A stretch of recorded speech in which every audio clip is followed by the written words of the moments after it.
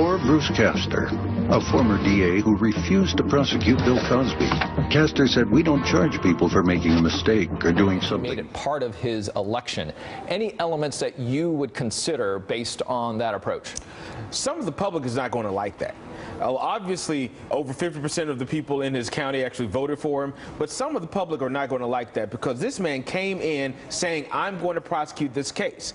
And people don't like political prosecutions, and this is what this is turning out to be. Obviously, where he ran ads saying, "This other DA did not do enough. I'm going to do it. I'm going to charge Bill Cosby."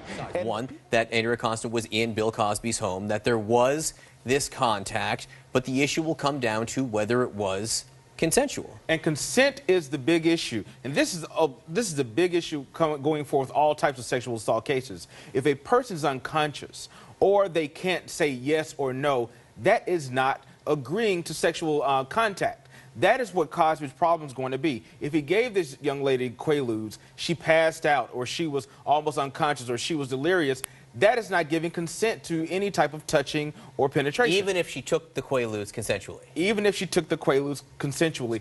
To those involved in the case. What do you think will stand out in terms of the different accounts? One thing that's going to stand out is that she took the pills willingly, and she was an adult at the time, and that's going to stand out with some people because they're very different. And this woman took the pills willingly, so someone may have a problem with that. And you have to remember, to have sex with someone, you must have consent, and that's one of the things we teach young men and young ladies going to school. If someone is unconscious, if they're drugged, if they drank too much, you cannot have sexual intercourse with them because they can't consent. So if Bill Cosby actually gave this lady Quaaludes, where she passed out, where she couldn't say yes or no, that is not giving consent. Right. Well, a total of 57.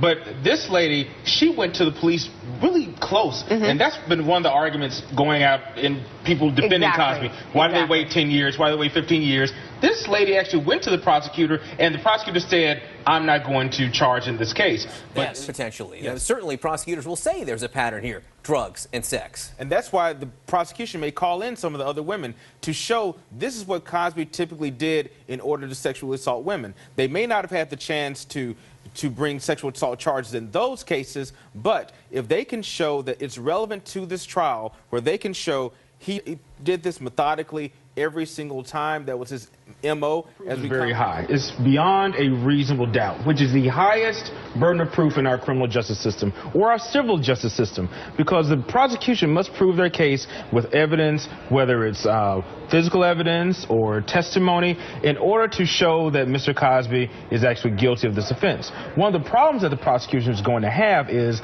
possibly the lack of physical evidence. Rape juries who are looking at rape cases, they typically want something, some semen or some type of bodily fluids or something that would actually put him there having sexual intercourse or some other type of touching with this particular accuser.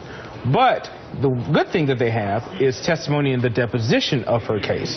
That deposition testimony may be able to come in to show exactly what happened with Mr. Cosby, and they may bring in other accusers as well, which that could be very troublesome, especially with the number of people that he has who's accused him. And this is going to be one of the largest jury pools in American history, because everyone knows Bill Cosby, everyone has heard about these allegations, and in order for them to find an impartial jury is going to be so tough. You have to remember, you have to have a unanimous verdict. Every single juror has to vote guilty. And if you have one juror who is not convinced beyond a reasonable doubt, that's a hung jury, and they may have to do it all over again. Eric Guster, stick around, and we'll talk to you about later on this.